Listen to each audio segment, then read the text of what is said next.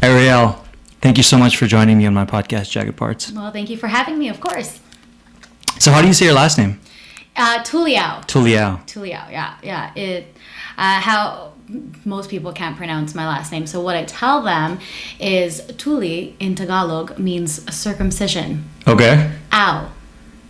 Oh. Ow. Oh. Pretty simple. Now you'll never forget, right? I will never forget that. That's the point. Cool. So, how's your day going? It's going okay.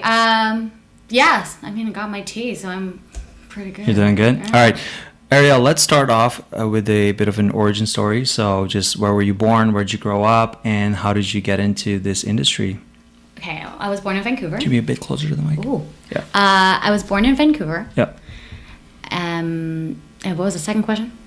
Where'd you grow up? Where'd I grow up? I grew up in Metro Vancouver, so like Okay. all over. And how did I get into the industry? It's so silly. I started singing when I was younger. So I was around 12, 10, 11, 12. My mom and grandma signed me up for singing lessons. Okay. And so that's how I was kind of exposed to performing. Right. I didn't really look at it as kind of a career choice. It was just kind of this thing that I did because it made my family happy. So they kind of put you in there. Were you into it, or you were just doing it? I liked it. Yeah. I liked it a lot. It's just it never seemed like a viable. Like I never thought about it as a future thing. It was Right. just a thing that I did. How I got into acting, however, two things happened. I did a musical in grade 12. It was Footloose, and at the end of it, the director came up to me and said, "You've got to do this. You're so good at this. The show would not have been what it was without you." And I'm like, "Oh, that's interesting. I never thought about that." Yeah. And then in college, still not thinking about it. I'm studying psychology. Oh, you studied psychology? I did. Cool. I happened again. I was doing a musical. I was doing Godspell. Mm-hmm. The director at that show said the same thing. "You've got to do this. You're such a natural. Like you've got to pursue this. Let me help you." And I'm like, that's the second time I've heard that now. Maybe I should take this seriously. Yeah. And that's essentially how I started. Cool. So what were your first steps? My first steps, I don't recommend. Okay. So Let's hear that. If people listening to this don't do what I did, I dropped out of university. Okay. I actually got accepted into the honors program at UBC for psychology. Okay. And I declined, and I enrolled at Vancouver Film School. Yeah. I got some. How did your family react to that? My mom, it was tough. Yeah.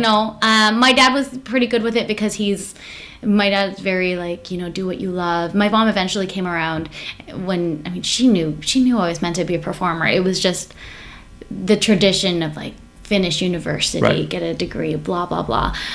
Eventually she came around because, she knew it made me happy, and that ultimately is what makes her happy. But yeah. Okay, so you dropped out and you started at VFS in their acting program? VFS, yeah. I got my first headshots prior to VFS because you need to submit a package, right? And oh my gosh, they're horrendous. Did you post them on headshots? No, you didn't post them? Dear God, no. Like they weren't. My good friend, and he's now like a huge wedding planner in Vancouver, like does photography, videography, does everything, super talented, but at the time he was just learning how to do photography. So that's always good. And here I had these nice neutral shots. I'm going to tell you this. Yeah. I had nice neutral shots, sent them to my director who wanted to be my mentor. Right. You're director of the play. Yeah. Show, okay. yeah.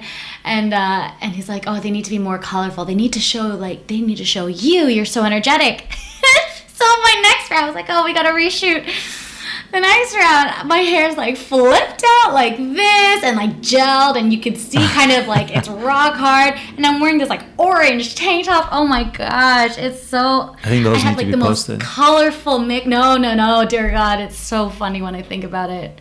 I still have them. Wow. They didn't go anywhere. Wow. Okay, so you're a VFS. You're in their acting program. Is it the acting for film and TV program? That's right. That's the one. Is it 2 year or 3 year? No, it's actually I did Essentials, which is 4 months, and Okay. then their full-time program, which is only 1 year. Okay. Oh, cool. So you finish the program, you graduate, and then what did you do next? I struggled for a year to find an agent. Right. Yeah, I met with a couple, and I just wasn't I wasn't what people wanted at the time, and B, I wasn't, I wouldn't take me on as a client back then because I was so insecure, and I just read immediately. Also on new, my face. right? Oh yeah, I was so green. Well, green people are taken all the time. People who are even super casual about it, but I was awkward as fuck, and like, how you can read desperation on a person's like body language. I was that in that first year, so I struggled really hard, and it was difficult watching my classmates succeed where I was failing in just getting an agent. Right. So I think that's something a lot of actors, struggle with, or even if they've got a good agent, maybe they get dropped, they haven't booked in a while, and then they're back in the game, and it's a constant process. What are some things you remember from your time back then, and what would you tell yourself? How many years ago was that? However many, you don't need to answer it, but if you could go back and tell a younger Arielle, what would you tell yourself? I would tell her to stay on that path. Okay. Because it eventually led to the agent I have now. Right. And but anything you tell yourself to do differently, or just keep the faith, basically? Keep the faith. Okay. Keep the faith. Breathe. Oh my gosh. Like, calm, younger Arielle, calm your shiza. Like, am I allowed to swear on this? Yes, podcast? you can, yeah. Okay. For future things. I would tell younger Arielle to calm her shit. Like, just, it's gonna work out. It did end up working out. It just at that time, obviously, I didn't see it that way. That was also the time of now I'm giving you the year, but that was also the time of the Olympics. Okay. So at the very least, I was working at that time during the Olympics. Right.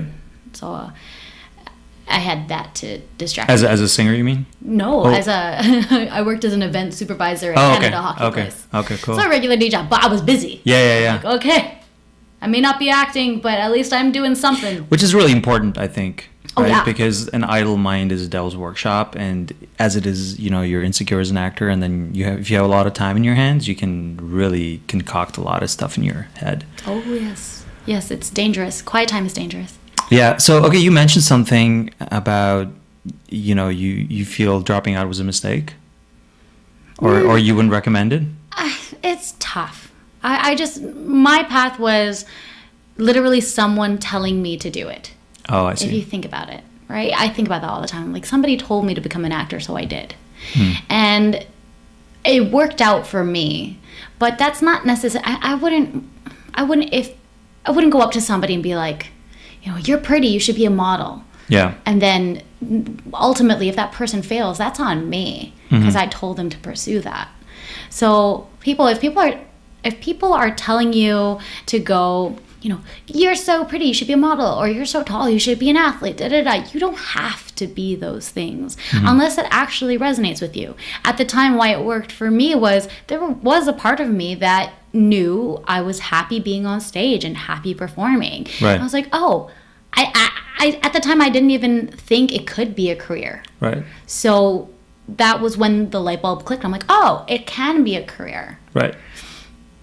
Well, and I would, now looking back, I would take a different way in, not necessarily enrolling in full-time school and spending that money there. There's lots of different ways to do it. But, I guess the end message is don't necessarily do what people tell you to do. Right. Right. Yeah, I mean, how close were you to finishing your psychology degree? 2 years. Okay. Yeah, I agree. Sometimes I find there's a bit of this these romantic illusions, delusions, associations associated with this industry. You have to leave everything, quit everything in your life, leave your family. Yeah. If your, mother doesn't like it, don't talk to her for 10 years. Yeah. And just work in your dream and shut yourself up in a room and just... And I don't agree with that at all, because first of all, it's a marathon, it's not a sprint. Oh yes, thank you for saying that. Thank you so much for saying that. You could do that for a week until Yeah. you start going crazy and you don't have money to feed yourself. So you got to prepare yourself for the long run. Yeah, that's exactly that's not spoken enough or understood enough by actors who are entering, or people who are entering the industry. You know, they don't know that, you know, superstardom should not be your end goal. Right. It can't be, because if it is, your mind is like this, and the projects you're going to want to do are like this, and like you're not opening yourself up to the world. You're still living a life, you know. You still have bills to pay here. Well, I don't know, man. I mean, I think every actor has kind of gone through some romantic notions, but I realized a few years ago I got rid of all romantic notions. Practicality is the name of the game for me. Oh yeah, 100%. And also I realized, you know, I'm kind of digressing here a bit, but I did Meisner for 4 or 5 years, and it worked really well for me. I was at a point in my work where I was very technical as an actor. I was very analytical, Yes. intellectually analyzing scenes, but it just wasn't coming alive when I was doing it. And the work really helped me because it made me super impulsive. But I'm pretty sure it led to at least one relationship not working out for me, because I was a ticking time bomb in my real life. Exactly. And then I realized, okay, my acting is getting really good, but this is not healthy. It really was very toxic. And then I just found the balance of being able to switch on and off. Yeah. And then just realizing goes back to some people who are method actors have to turn their whole lives upside down to do a role. And listen, I mean, if you're Daniel Day-Lewis doing Lincoln, I don't know how you could switch on and off from that for those 6 months or whatever they're filming. I totally understand that. But I just think artists need to be practical as well, right? Yeah, I was literally just talking to my girlfriend about this an hour ago, because I was saying that, this interview is going to be about how I think that that like actors are too I don't know what the word I used was, but just like, I'm an actor. I'm an actor. Precious, like, a little bit precious. Yeah, so like gung-ho and so like romanticized is the word you use, and I think that's perfect. But I'm very, like yourself, very practical. You know, I have a life outside of this, and a lot of my friends who are very successful, they split their lives between their acting life and their, you know, normal life. Right. I call it my waking life. You know, because being an actor, wow, what a dream! The fact that I get to live my dream is amazing. However, you know, part of my success, to be honest, is because I've made that separation and not just, you know, been that old desperate Arielle that's, you know, clawing for jobs, and just that's not me. Right. Yeah. Okay, how was your experience of VFS? How'd you like the school? It's hard to say because there's so many things I want to say, but I know. Yeah, but do you feel they prepared you well for just the business and the industry when you graduated? No. Maybe now it would. I'd have to go and see, but there was a lot of things it did right for me. Okay. I was completely green. It got me in front of a camera, got me comfortable in front of a camera, and there was one class specifically that I remember. It taught me the importance of, you know, emotional recall, just take after take after take after take, because I did it in one take and I was like, yes, I nailed it. And he's like, okay, time for the second take. I'm like, wait, what? But I got it. He's like, no, but that wasn't even your coverage. I'm like, so I learned that. Right. And I got to work with Matthew Lillard.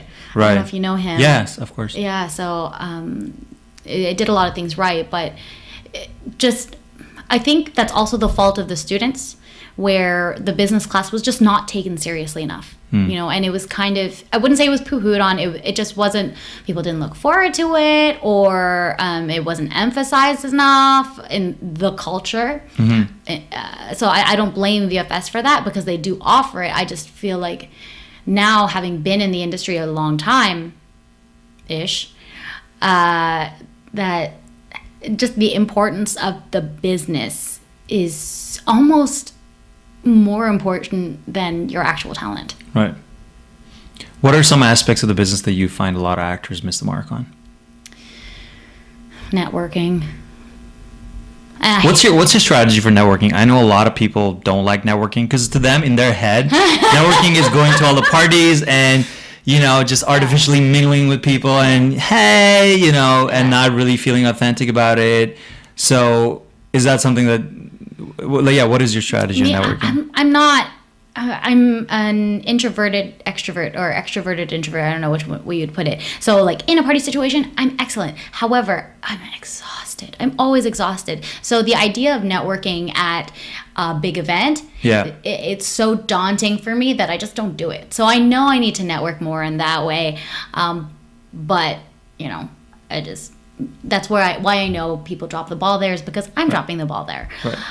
That's not to say that I don't network. I just do it. You want to know my way? Here we go. Right.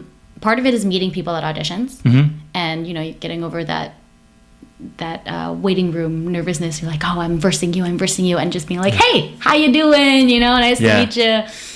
And from there, making friends with those people. And if we click, if we're the same type of actor, I like to say, then we'll meet outside and we'll talk. And like I have this one friend who I'm accountable to her all the time, and she checks in with me. I check in with her, and we update each other. And I do that with a lot of my friends in the industry, not just actors, but also like I have friends in casting, I have friends in production, and it's more for me. My networking is just checking in as a friend, right, which is I think more valuable than the one-on-one relationship building, right, on a personal level, as opposed to just trying to give out your cards in mass. Oh, I don't even have cards. Do people even do that? Those cards with actor headshots. Like, come on, people do that. So people do it, but I mean, sometimes I'm like, oh, I wish I had that. Like that'd be perfect right now, but it's not enough to justify purchasing it in bulk. Whatever works. But I mean, I'm the same as well. To me, networking is more about if I go to an event, if I can connect with even two people on a authentic, deep enough level, I'm happy. As opposed to meet everyone there on a very superficial level. The best quote I've heard on this is depth, not width. Right. I think often we just try to put in as much volume as we can into a lot of things, but we don't need that. It's like quality, not quantity. Right. Yeah, I fully agree. Cool. Okay, so now you're out of school. You're the first year was a little, you're going through your trials and tribulations. You signed with an agency. You're out there auditioning. So just tell us about what your life was like in the next few years in this industry. Do we want to talk about, like, I had an agent before this agent. So, not necessarily even agent, but just auditioning. What were you seeing in the industry? What was up with you? My first year was very slow. With my first agent, I was getting seen for things that I wasn't appropriate for. Okay. So I didn't get a good enough sense of what was happening. Like characters you think you were not appropriate for? Oh, totally. I went out. Can you give us an example? Oh, yeah, for sure. Okay, so you see me and you see that I look like I look quite young. Right. So, however many years ago, imagine how much younger I looked. Yeah. And she was putting me out there for 30-year-old nurse, 35-year-old nurse, or that's the one that sticks out the most to me because I specifically remember that audition. It was for Fringe. Right.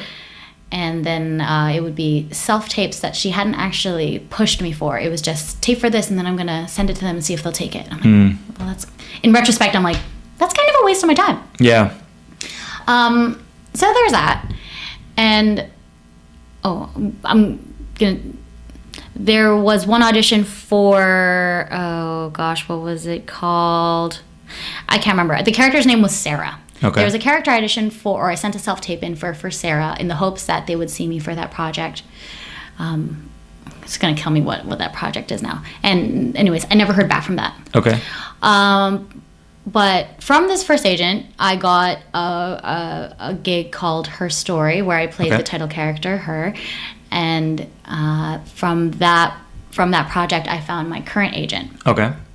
And here's a fun story. So I go in to meet Jason. It's Jason. I go in to meet Jason, and he's like, yeah, you're great. We loved your stuff in Her Story. And, this has been such a great meeting. Like, we'll let you know. And I'm like, cool, awesome. I walked away from there, and I don't even get down the block. They call me. They're like, come back. We have an audition for you. Oh, wow. And you know what the audition was for? Sarah. Oh, wow. It was for that Sarah character. I was like, what the heck?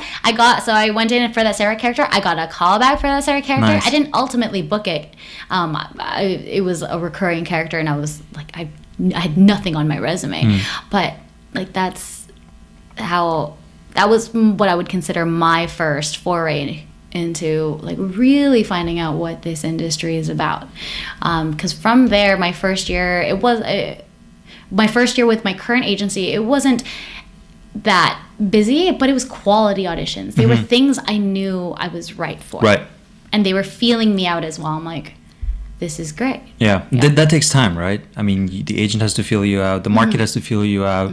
You kind of feel yourself out in terms of like, what do you know, because sometimes you have a perception of yourself, and then that changes as well, right? Yeah. It evolves. Oh, completely. Yeah, you definitely need to give it time. I mean, some actors just jump from agent to agent within a couple months, and you have to give it time. Exactly. And I the benefit of working where I worked was,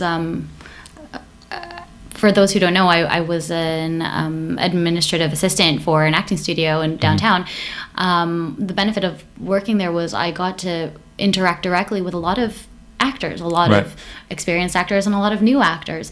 And they would come to me, like when I would see them in person, I'd be like, oh, I'm thinking of leaving my agent, or I'm thinking of switching agents. They're not communicating with me enough, or I'm not communicating with them enough, blah, blah, blah. I'm like, you've only been with them 3-4 months. Yeah. You need to give it some time to find your guys' flow. And that was my advice every single time.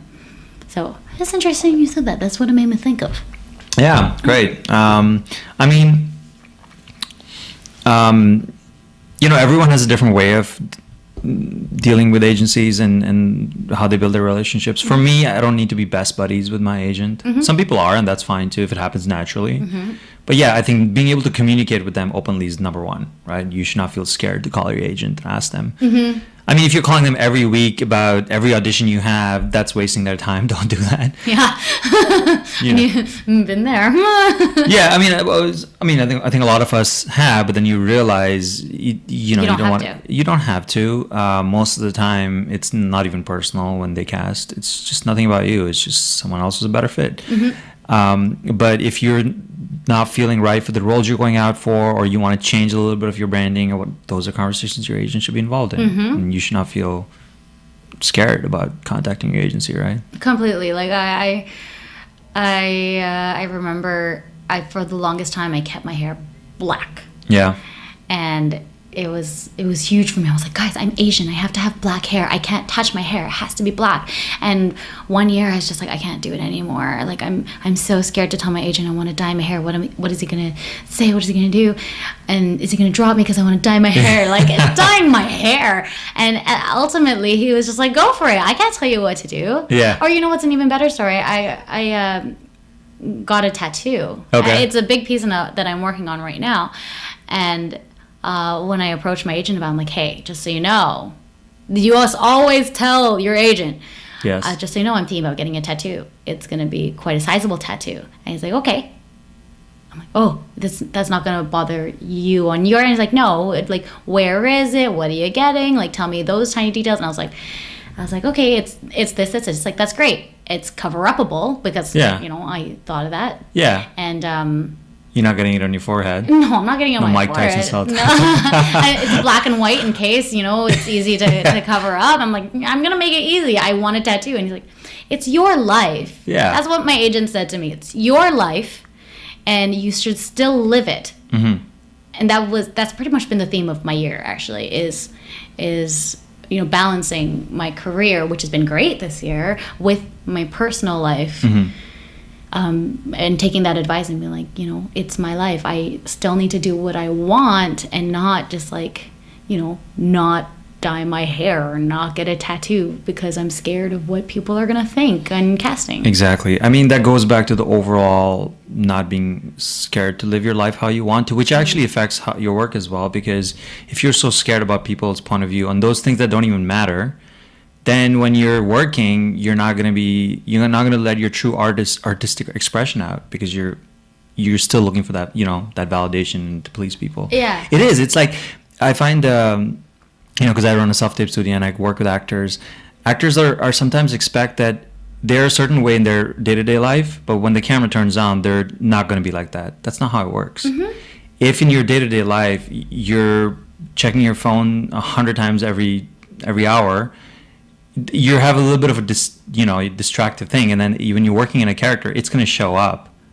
So if you want something to show up in your work, you have to address it in your life. Yeah. Because it is you. It's you. It is. It's an exaggerated version of one aspect of yourself. Yeah. That's something Meryl Streep said. Exactly. So you have to, I think, overall look at your life. And if people just want to put the microscope on their auditions and their work, and that has to go to a macro analysis of your life and what your patterns are and behaviors in life, which will always show up in everything. Right? Preach, brother, preach. Yeah. It's so true. It is. And I mean, like you said, be smart about it. Don't put a tattoo on your face. But other than that, unless it makes you happy, then just give everybody in the industry a heads up. Yeah. I'm sure there's work out there for that as well, There's work for honestly, if there's anything I've learned, there's always work for everybody. It's just when. Right. Just a matter of when. Yeah. Okay, so you do a lot of so you're a singer as well. Yes. Right. So actually, it's funny. We've been corresponding since last year because we were working with the same school and whatnot. But the first time I actually saw you physically was I was at a Whitecaps game. Really? Like 2 weeks ago when I messaged you.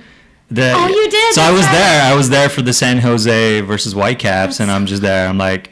And then they're like, oh, and ladies and gentlemen, please just stand up for the national anthem. And I stand up, and you just like pop up to the stage, and you just start singing. I'm like, oh my God, that's Arielle. That's so funny. Yeah, I knew from before you did that, but I didn't expect to just see you there right there. Yeah, that's crazy. Yeah, that happens a lot. Like, hey, do you sing the anthems for the Whitecaps? I'm like, oh my gosh, yes I do. How do you know that? Like, it'll happen with customers at my day job. Right. I'm like, how do you know? Oh my God. So you do a lot of, you're a singer as well. So tell us a bit about, how do you balance the two, singing, acting, and voice acting as well? Oh yeah, and voice acting. Thankfully, I group acting and voice acting into the same kind of bubble. Right. So like my agents they figure out my schedule there. I'm like, whew, got that. But with singing, sometimes it gets a little tricky. Okay. Just scheduling wise, but I don't do enough singing, unfortunately, that it's ever been a hindrance, Okay. But I've noticed that, it's only anthem songs. So I love it. Yeah. I love it. Just my Canadian pride. It grows so big, and the American anthem is so much fun to sing. And every so often, I get to sing the Philippine anthem, and that is also a fun song to sing. But do you sing it in Tagalog? Oh, yeah. Yeah? You're fluent in Tagalog? I'm not. I'm personally not, but I know our Philippine national anthem. You can do the anthem. Oh, yeah. And some other Filipino songs, but like... Have you done all three in the same night? I have. Yeah? Yeah. Oh, cool. That's a long... It's a long process. The Philippine national anthem is really long. The American national anthem is really long. And you always end in O Canada. Right. And I'm like, by the time you get to O Canada, I'm like... Do I still have any voice left? I'm still standing here. People are staring at me. Everyone's hands are still on their hearts. I'm like, okay, let's do it. Nice. But I don't sing the anthem enough times in a year for it to really get in the way. It's happened a couple of times, but it hasn't like... And I feel like if you have an audition and, you're singing the anthem at the BC Lions, I think they'll understand and give you a different slot. Yeah. Yeah, they're like... If she she has to sing the Canadian national anthem. Like, if they say no to that, I don't know how they say no to that. Yeah, I feel pretty good. I think I've declined maybe once or twice because I was doing an anthem gig. And it's never usually... They're usually like, oh, that's actually pretty cool. Okay. Yeah. So you do Whitecaps, you do Lions? I haven't done Lions yet. You haven't done Lions? Okay. No, I've done Whitecaps, Canucks, Canada Rugby, Whitecaps FC2 when they were here. I've done UBC Thunderbirds. I've got a couple gigs for them this year. I love singing for them. They're so, oh my gosh, university students are so fun. And then I've also sung for Seattle Sounders and Seattle Seahawks. Okay. Yeah. Oh, cool.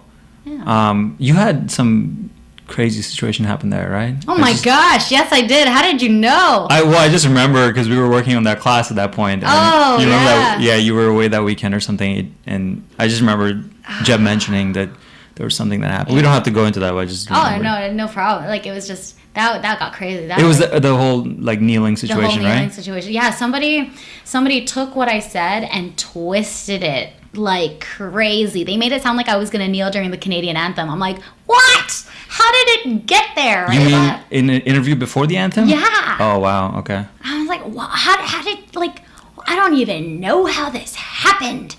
And there was no stopping that train once it happened. So I just kind of, eventually, I did interviews to try and justify it, but people still didn't believe what I was saying. And Right. I was like, okay, yeah. Well, I find these days people will believe whatever they want to believe, regardless of what you're saying, and regardless of what the truth is. Yeah. Well, here's the thing. That was a very dangerous weekend for me. Dangerous in the sense that we can like spend a whole like other podcast talking about this, but I have depression, as you know most actors do. But like I have clinical depression, and so when all that was happening, it was at a low time in my life, and so with everyone literally messaging me, telling me I'm a waste and I'm a disgrace and all these things, I spiraled so low that, you know, I'm like, how is the best way to off myself? What's the least painful way? How can I do it quietly and not alarm anybody? What should I write on my note? Like, oh my God. Yeah, and I understood everyone's anger, but they didn't realize that there's a real person on the receiving end of those comments. Mm-hmm. And mental illness or not, those are hurtful comments. Right. It just so happened that you picked someone with mental illness who, my mind, when I'm getting negative feedback, the way that they were giving it to me, jumps to kill yourself. That sounds so morbid, but, you know, that's just the reality. Right. Yeah. Wow. Sorry, here, no. some coffee. That's crazy. Well, I'm glad you came through that stronger. Yeah, learned a lot. I wouldn't necessarily say stronger. I would say I learned a lot about my coping mechanisms and what I needed, because that was a toughie. How do you stay sane in this industry? Like, what's your self-care process? First, it took a long time to grow a thick skin. You know, it took a lot of time to realize, you know, not booking roles is not because of me. There's a lot of other factors that go into it, you know, and not taking the blame. Mm-hmm. And I check in with, I have friends who also, you know, the one that I was talking about earlier, mm-hmm. she has a different mental illness than me, but we check in with each other. Okay. To make sure that we're okay. And if ever we're at a low point, you know, she's one of the first people I'll message. And what I think is really important is I have her, yes, but I have a support group outside of acting in my normal life, which if I didn't have that separation between my acting life and my waking life, it would be way harder. Yeah. But because I had that disconnect, it's easier for me to just be like, hold on, time out. I need to take care of myself right now, mm-hmm. not for my career, but because of me. Right. Right. So there's that. Honestly, I struggle with it every day, and more so this year than any other year that I've been in the industry. But I'm still standing, and one of my coping mechanisms is I'm still here, which mm-hmm. means I can still be here. Right. Yeah. Right. Oh man, it's just don't be an actor if you can do something else that you love just as much, because it is gonna take a toll. My God. Yeah, that's true, and thank you for sharing that, by the way. Yeah. And I mean, you know, what you said about separating your acting life from your regular life, it's so important. And also, what I've started reinforcing in my other actor friends as well is that you should have other interests and passions. Mm-hmm. Business is not an ugly word. You know, if you want to do businesses, that's fine. You should operate them, because if you look at first of all, as any artist, you are a business person. Yep. you're selling your services and yourself, right? And if you look at all the successful artists and athletes, they usually end up creating their own brands and their own companies because they want to have autonomy and control. Mm-hmm.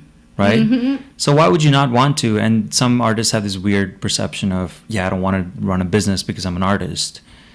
And I think even if you really make it and make a lot of money and be really famous and successful, at some point people will just use you and you will lose all your money if you don't have the intelligence to. It's almost a classic way of thinking now, where I'm an artist, that's all I do, But now with social media, especially, it's more of a modern way of thinking to think of acting to think of yourself as an artist and a business person. I think, mm-hmm. And it's so important to brand yourself and to take care of yourself. You are a business, and you first and foremost should think of yourself as a business. And that's something when I was in school, I wish I learned more about that. Right. Because there was one piece of advice my old agent gave me that, when she was insulting me, that I'll take to the grave, was your talent will only get you so far. Yeah. And most often... also, I find talent is a very nebulous word. What is talent? Right? Sure, some people have a natural proclivity for something, but other people might have a slightly lower natural proclivity, but with harder work, they can be better at it. So I don't even like to use the word talent. I think if you're doing it, you're by default, that's a prerequisite. It's really a prerequisite, Yeah. And you do all the work to get there, to lose your inhibitions if you're acting and whatnot, but then that's just the baseline. It's literally the baseline. Yeah, that's the starting line, and then the rest of that is hustle. Yeah. How bad do you want it? What's your motivation level? How disciplined are you? All these things, right? And what's your balance with the real life, right? Because you can hustle, and then lose everyone close to you. Yeah, and burn out. Yeah, for sure. That's definitely something that we can... That's another podcast episode in itself. That's like a whole series. Yeah, because I run two businesses, and like it's definitely been a learning experience for me too. How to keep a balance and how to draw boundaries, right? Because, you have to. And do your taxes. Yeah, keep all the receipts. Oh my gosh. Okay, cool. So, so in terms of singing, you do mostly anthems for sports teams, and so far you've been able to balance both with acting as well. So far, yeah. I mean, I want to do more. Like I'm hitting this part in my career, in my life, where I want to do more. I want to be more involved. Right. So we'll see where the next few years go, but I definitely see it changing, hopefully for the better. Yeah. Yeah. How did you get into voice acting? How did I get into voice acting? Something I didn't tell you prior to filming this was my first voice audition kind of came by accident. Okay. Jason at the time was representing me for voice, and he's just like, hey, we have this thing, want to submit for it? And so... What was it? I don't remember. Okay. But I have an audition log, so I can check later. And so I did it. I didn't book it, but... they're like, hey, you're actually good at this. So I started just getting submitted for more and more voice acting auditions. I booked one a long time ago, and oh my gosh, I bombed that day so hard. You mean when you were on set or working on studio? Yeah, when I was in the studio. Yeah. Oh, I bombed so bad. Oh, I felt so awful. And then it took me a long time to work my way back up to where I am now. But what helped with my confidence was, what really, really got me into the voice acting industry, I think, was... I started doing demos for my friend Daniel Ingram. Okay. Who he's the composer for like My Little Pony and Hawkins and the shows like that, and he's got a big movie that's happening soon, and I'm like, I'm so glad to have connected with you on a demo level. Right. And then from there he brought me in for like choir things, and from there he brought me in for auditions for singing for characters, like a second. And then from there, that experience really informed my audition experiences. Right. And then eventually I booked what I've booked. So what kind of voice work have you been doing? Is it like animation or and animation, video games? I've done commercials. Okay. Are you singing for some of these characters? A lot of them, or? Yeah. Okay. Yeah. If So you're using those skills. Yeah. Yeah. If you look on my IMDb, you'll actually see it has the character name and then it says singing voice. Okay. And those were such gifts. Right. Because the songs Daniel writes are so moving, or they're so much fun. There's a lot of challenge to them too. So it's nice to be able to use my choir skills from high school Awesome. or something. Well, I mean, you have the skills, right?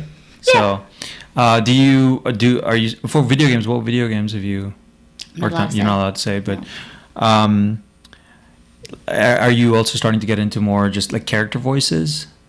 Yeah.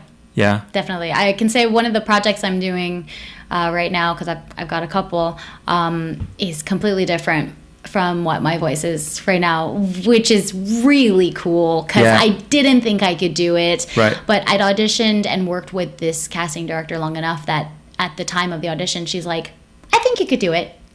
Yeah. Go a little bit higher, go a little bit rougher, go a little, more confident, blah, blah, blah. She'd direct me and if it hadn't been for her name is Adrienne Lindsay. If it hadn't been for her, I don't think I would be, taking chances with my voices as much as I am now. Yeah. Yeah.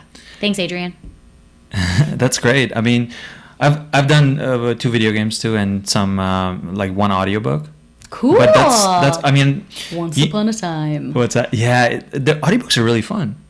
But I find that, I mean, like our common friend Brian Doe, he does a lot of character voices, and I'm like, I could never do that.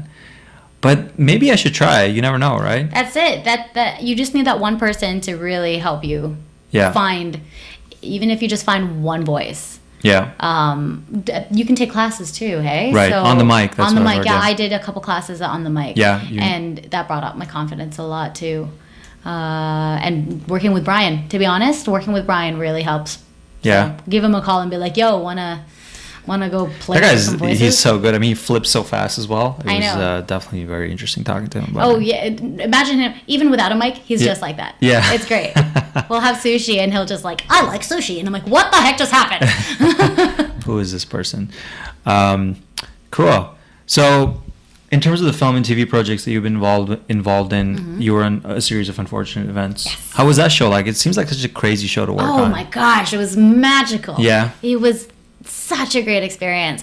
I think we were there for about 5 weeks. Okay. And the crew just worked so almost seamlessly, I would say. They all know their role. Right. What was your role in it? I was one of the volunteer singers. I was volunteer singer number 1 in the Hostile Hospital episodes. Wow. In all purple, and it was they like put the same shade of purple on my shirt and on my eyeliner and on my nails. I'm like, oh my gosh, I hate that shade of purple. But that's okay. That's besides the point. The sets. Yeah. I mean, the set design on that show is amazing. Oh, being on it and seeing it firsthand, I'm like, there was one set I was on, which was this gigantic, I don't know if I'm allowed to say this because this is like for next season. It isn't out yet. Okay. Yeah, isn't out yet, but like there's this set and it's gorgeous and I couldn't believe they built it all from scratch. Oh my gosh, I can't wait for you guys to watch this episode. Did you get a chance to meet or work with Neil Patrick Harris? Yes. Was he there? Yeah. How was he? He's really nice. He's a very generous actor. Didn't get to work with him too much, but right away, the first time we got to work with him on set, he introduced himself to each of us. Very and, nice. Our parts were quite small, but shook our hands, said, hey, I'm Neil, nice to meet you, chatted with us for a little bit. I'm like, oh my gosh, you're great. Because I've had experiences where like the stars just like shut themselves off in their private green room. I'm like, oh, that's not fun. Yeah, everyone's so different, right? And everyone has their own personality. But it's definitely nice to work with people like that. Yeah. Kind of informs how you want to be when that happens to you. Mm-hmm. That's how I see it. Yeah. If it happens to you. I got a chance to work with Steve Zahn on Value the Boom. And yeah, he didn't even have his private room. He was just chilling with us. And the first thing he saw when he met me was like, dude, that's a huge bottle. The bottle that were there. I carry that everywhere. Wow, getting your water in. He's like, yeah, it's a good way to know how much you're drinking. Yeah. I want to get that too. Walmart, $2. Amazon, $20. Oh, you can find that at Walmart too? Not that specific one, but they have a version that I did personally have, but I lost at a store recently, so I'm quite bummed about it. Wow. Cool. So what are some of the other projects that you've been involved with that you really had memorable experiences? If I Stay was my first feature film, and that was a really exceptional experience. I had booked Fringe was my first professional gig, and then I think If I Stay was my next one after that, and I got to work with Chloe Grace Moretz, Jamie Blackley, and the girl who played my girlfriend, Allie Milner. The whole squad was just fantastic. Is so I don't even know how to put it to words, but there was this one time we shot the I don't know what they call it, but I call it the campfire scene because there was like a fire pit, and we're just playing a song around the campfire, and I'll never forget just how much of a community we all felt, right? Everyone who played, the old band members and then our band members, they were all singing along, and we're all like swaying, and it's based on a book. People who read the book, they know. People who've watched the movie, they know what scene it is. On the day, we were all bawling our eyes out. It was so magical. Nice. Yeah, I'll never forget that. Where were you guys filming? Was it outside? It was outside somewhere, obviously. Yeah, it was outside. We shot in New West. Okay. Which was convenient. It was right by my house. That was nice. My house at the time, anyway. Sorry, I hit the mic. And we shot in Richmond and Vancouver. Oh, and at the haunted hospital. Where's the haunted hospital? It's I think it's called Riverside. Oh yeah. In Langley. Yeah, that's right. Yeah. Oh no, it's in Isn't it Langley? No, it's on the way to Coquitlam. Oh, okay. Yeah. I don't remember what it's called. Have you shot anything on the island? Yes. What did you shoot there? Chesapeake Shores. Oh, what were you doing on that show? I was I can say it now because now it's out. I was how do I say this? Technically, my character was the director of a play. The director of a play that one of the lead characters had written. Okay. Her name is Brie. Not my character, but the lead character's name is Brie. And I keep doing that. I'm sorry. It's all good. Sorry. And my job was to be that awkward in-between person between Brie and this guy she had a romantic history with. Okay. So there was one scene we shot where I'm like this. For those who can't see that, I'm turning my head left and right like a tennis match, and it was so fun. And I'm just, I was just this innocent girl who would always just say the wrong thing and then be like, awkward. It was great. Wow. It was the best part.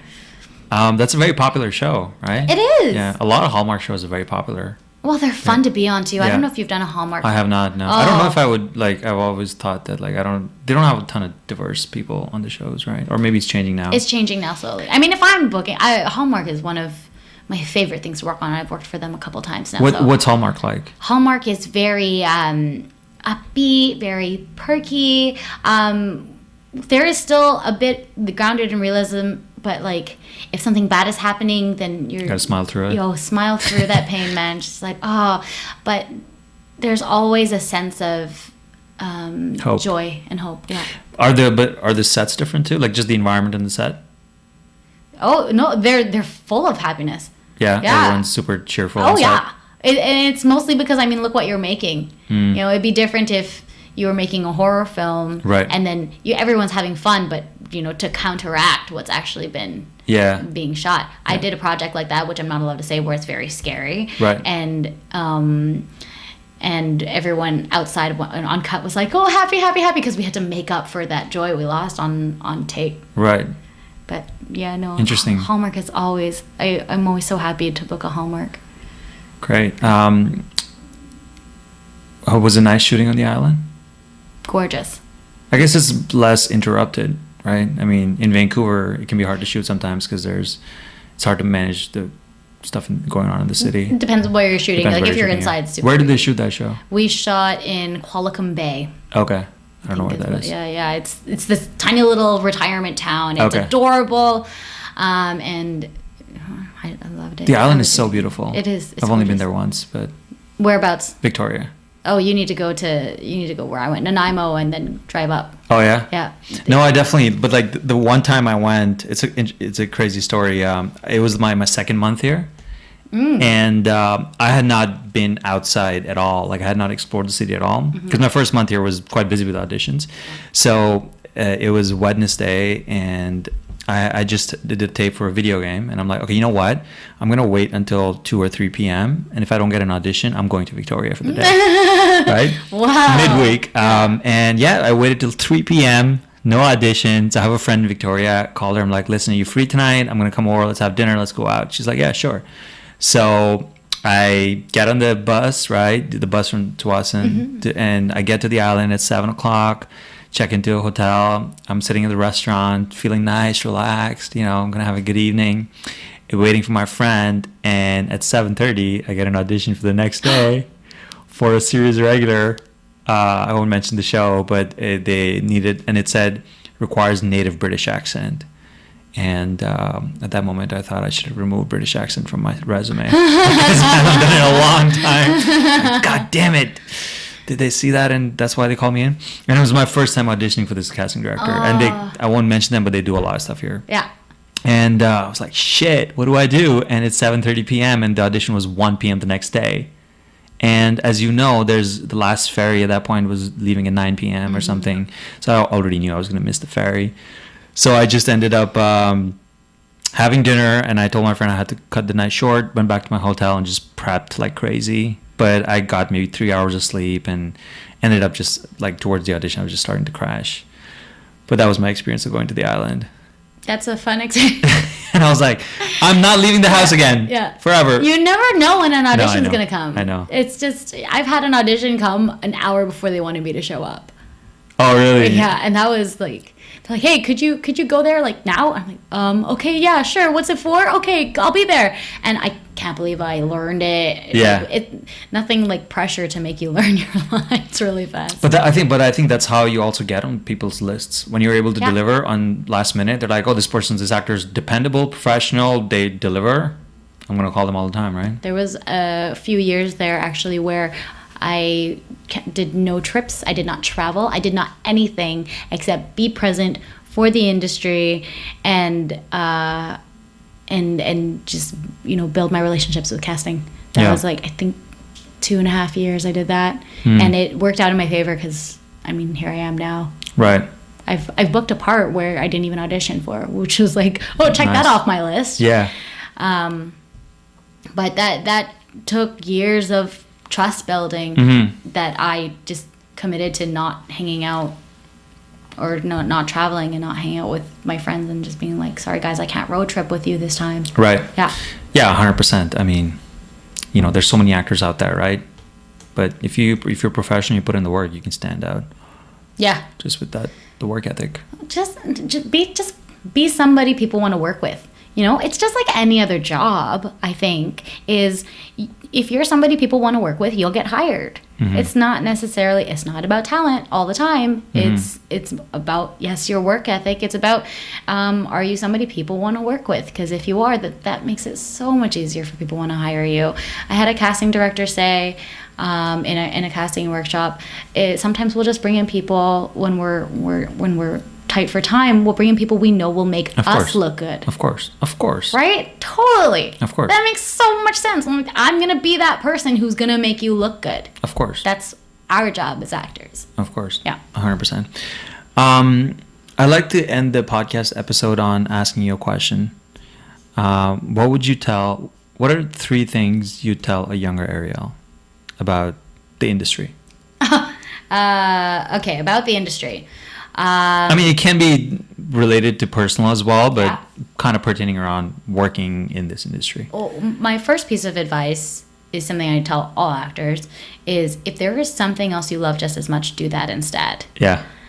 So, younger Arielle, if there's something you love just as much, which I know there isn't, but if there was, do that instead.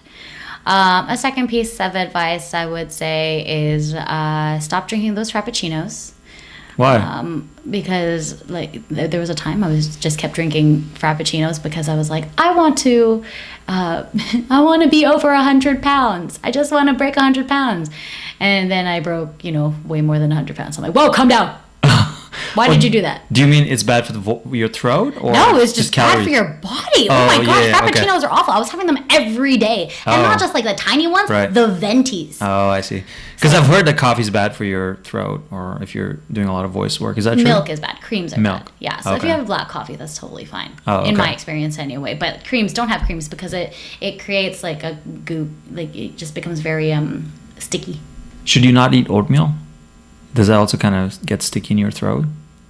I haven't had oatmeal in a long time, so I can't really say, but... it's just weird things I've heard, and I'm like, really? Okay. I don't know. People more experienced than me can give you advice. Don't eat oatmeal as a voice actor. If I have a gig coming up, if I'm singing, I avoid things that I know are going to make me coffee. I like to say coffee or sticky or whatever. So no milks, no cereals, no... pasta's sort of off limits, but I love that, so I never stop eating that. Just things that won't really help in the performance. Right. Yeah. Tea, all the time. Tea. So that would be my second piece of advice. Stop drinking frappuccinos. And the third piece of advice is it's all going to work out. At the end of the day, it's all going to work out, I'm here now, so younger Arielle, calm your shit. It's all gonna work out. No matter which path, I firmly believe this. Mm-hmm.